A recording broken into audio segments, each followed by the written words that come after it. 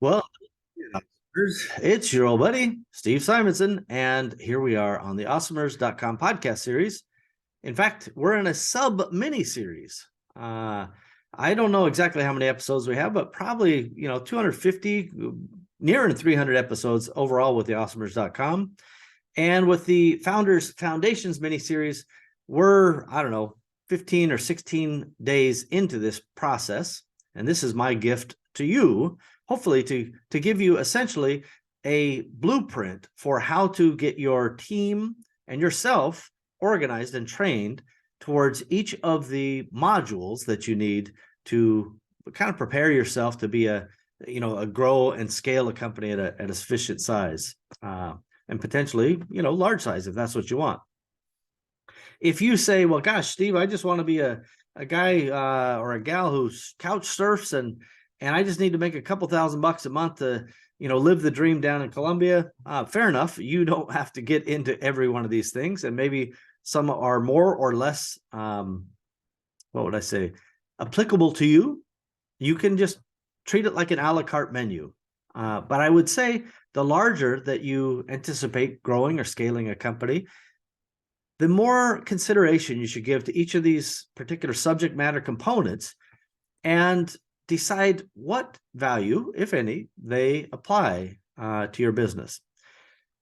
More importantly, since it's just a roadmap with these kind of brief introductions, I actually intended to do these in only maybe 5 minutes an episode, but they're often 2 or 3 times longer than that, because there's even in an introductory concept, there's a lot to say. Some cautionary notes that I've added along the way, as well as some contextual setting, as I'm doing right now. So let's jump into today's topic, which is the strategic marketing systemization of your company and ultimately of your marketing department. And this is going to round out kind of the marketing introduction, the marketing level setting that we're doing with the team. So what do I mean by strategic marketing systemization? Sounds super nerdy. But really what I'm saying is now we are going to coalesce everything that we've done in the marketing modules all the way into some sort of core written strategic statement. This is where we're going to, figure out who we're marketing to, and we're going to write all this down. And, what does our customer look like? And we're going to write it down. And how many leads do we need to generate the sales we want this year and next and the following onwards based on our conversion rates for the next subsequent years to accomplish, again, that strategic objective. What's our average sales amount, right? AOV, people call it in the online world. What's your average order value? What's your cost per acquisition, so that you can do some financial analysis and make sure that you're winning the game of marketing. Everything we do in life, but in business especially, is a trade-off. If I'm spending money over here, that's a trade-off because I probably can't spend that same money elsewhere. Everybody ultimately has a budget that you must kind of stay within. So we're now taking the intangibles and the more ethereal elements of marketing and the psychographics and the customer avatar, and we're going to pair it up with the financial pieces and put it into really what the company marketing strategy should look like. And that's why it is both strategic and systemic. Everything we've done up until now, those components will be added in, and we will then help us define not just our product and make sure that all of our products in the current mix or in the development cycles fit our brand identity that we're striving for, and then any future products would also need to fit that. Finally, we like to do a little bit of a competitive analysis to make sure that we understand where we stand in the market today, and then how we can measure if that position in the market is improving. By the way, one of the quick and easy way to do it is just a general awareness study. And you could do a Google survey for 10 cents a reply, run 1,000 replies, and you spend $100 to find out, do people know your brand right now? And you could do it either by logo or by brand name, or you could do one of each. Spend a couple $100 and just get your baseline of what is your marketing awareness in this particular segment. And Google survey allows you to do some demographic, geographic, and other targeting so that you can make sure that you're defining the segment of the market that is relevant. So as an example, if you are selling shoes in, let's say, Canada, and you run a Google survey to people in Iran, you're not going to find high awareness, nor should you. Your objective should be to find people in Canada, and presumably, if you sell kid shoes, then you probably aren't going to want kids to actually be the ones who are voting. So you'd make your age parent appropriate, perhaps grandparents as well. And my whole point is that you lend some thought into how you put these surveys together, and then you maintain those thoughts and that calibration so that you can use that for future surveys. Let's say you just do it once a year. Your objective is to track overall, is your marketing having any impact in the market in terms of overall awareness? Now, again, people go, well, Steve, gosh, is that even worth it? I'm just a micro brand. What does it matter? And it's like, yeah, maybe if it doesn't matter to you, that's fine. I love to keep score. I love to see if what we're doing makes a difference. And, there's some bias in the world. Some people might say yes when they really don't know your brand. But all of that kind of flushes itself out when I suppose, when it's, 1,000 respondents. And gosh, if you can get 1,000 respondents to answer a question, basically a binary yes, no question within, a day for $100, why wouldn't you do it? That's my counter question back to you if you don't want to do it. So understanding, where you're starting. I don't want you to get caught up on your competition, but I want you to be aware of them. So you may also ask a question about, let's just say your number one competitor. You could do the same marketing awareness study on them each year and just kind of check your vector. Are you going up, and are they maintaining? Are they going down? Is there any change in that that particular competitor? I never want you to be obsessed by your competition. I like to say, being aware and informed is different than being obsessed and, debilitated by, following your competition. Focus on what you do and what you do well, and being aware of what your competition is doing is, well, it's necessary. It's useful, because if you see them make a misstep, that's your time to jump in. If they're out of stock and you have stock, why not say, you can count on brand X because we actually have inventory.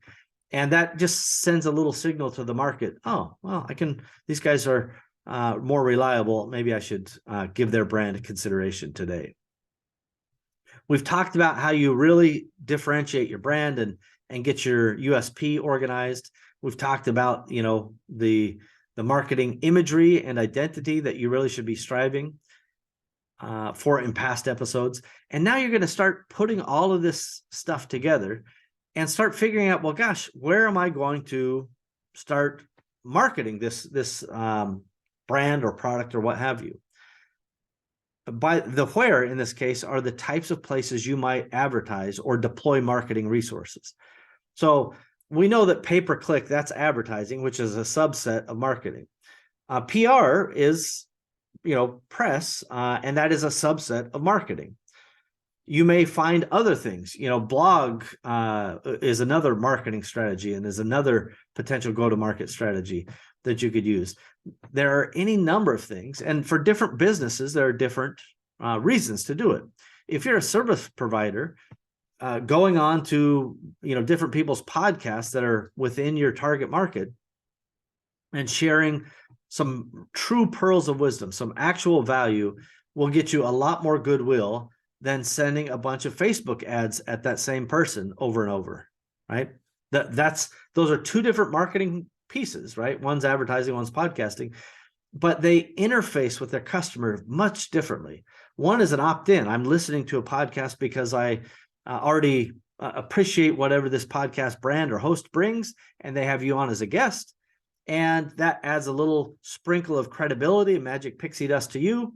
And then if you actually perform well and you share what makes you awesome, or even better, awesomer, then you're more likely to have that magic pixie dust of that brand of the podcast sprinkle onto you in real time and in a opt-in, very nuanced way. very subtle way, versus running a bunch of Facebook ads to that same user, interrupting their scrolling. That's a much different experience. For clarity, I'm not saying you shouldn't do Facebook ads or you shouldn't do interruptive advertising. That's just part of the thing. But I want you to really understand the mix of your marketing. And that, in fact, is what a marketing system is, certainly the strategic version.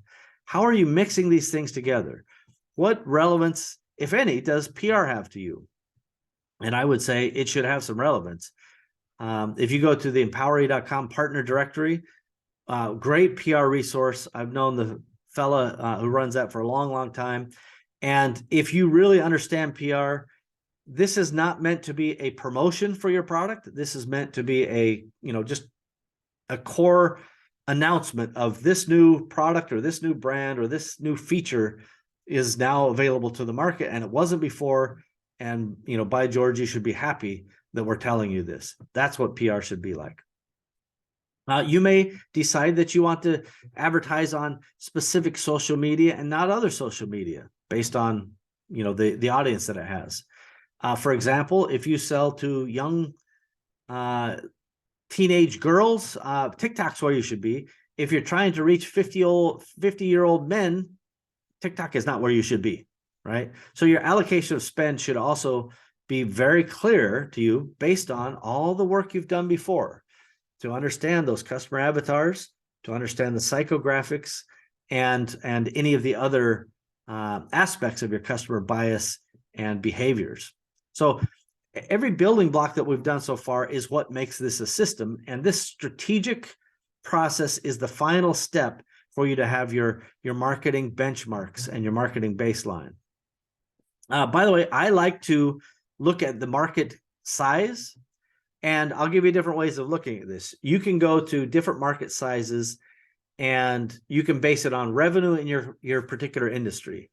So as an example, in England, I can tell you, there's a specific resource that will tell you, here's how much office furniture is sold in England, and I can therefore just take my sales and I'm a percentage of that overall big business, so that my market share is X percent.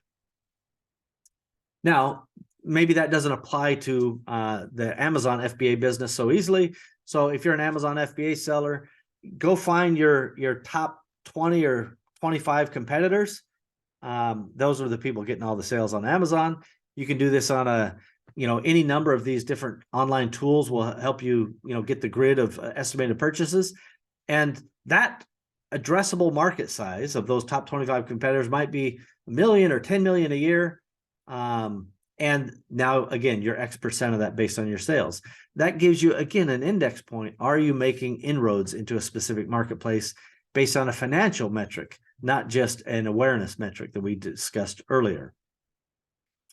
There are lots of things that I think are important to marketing, beyond the addressable size of the market.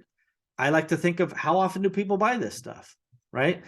I've always been kind of jealous of the supplement folks who have, monthly purchases, let's say. What a dream. So many things that I've sold have been larger, expensive, or infrequent purchases that, I would dream of a lifetime value of, 10 purchases or 50 purchases over their lifetime, or 100 purchases, for goodness sake. I can't dream of such a thing. But that is certainly part of your overall data set that you want to consider. You want to then consider, how are you going after them? What kind of marketing costs can you apply to these? And you'll break out those marketing expenses in, direct advertising and PR and some of these other things we've discussed, and other things that we haven't discussed, things that you will come up with on your own. And finally, then you'll start getting back into that whole mathematics on, what's your cost per acquisition, average order value. You really need to have a solid sense of this. Now, some people go deeper than others. It's up to you how deep you want to go. But for sure, if you don't know kind of your generic incoming leads versus amount of customers sold, then you don't have a sense whether your conversion is going up or down.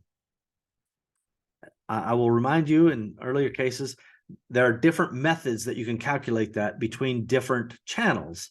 And those different channels can have different targets. That's okay. maybe all of those aggregate to a single big number, big metric that you're following. That's okay too. But just know that there's not one generic number to go, well, if we can't hit this conversion rate, then we're done. We're not doing that channel, because it may not be applicable to that, yet it may still be a very profitable channel. So this is the point where you're taking all those intangibles and now you're putting mathematics into the equation. And that itself is the strategic takeaway. You're then ideally going to, kind of go through a process that will yield a written document that says, here is our marketing strategy, right? Here's who we're going after. Here's how we're delivering the stuff. Here's how we're, making sure our customers are satisfied. Here's where we're shipping our product from. And then here's all of the data points that go along with that. And then you dust this thing off. So first of all, this becomes again, a playbook for your team to go, all right, we know this is our market size. We know this is our budget, percentage of sales or however you want to do it.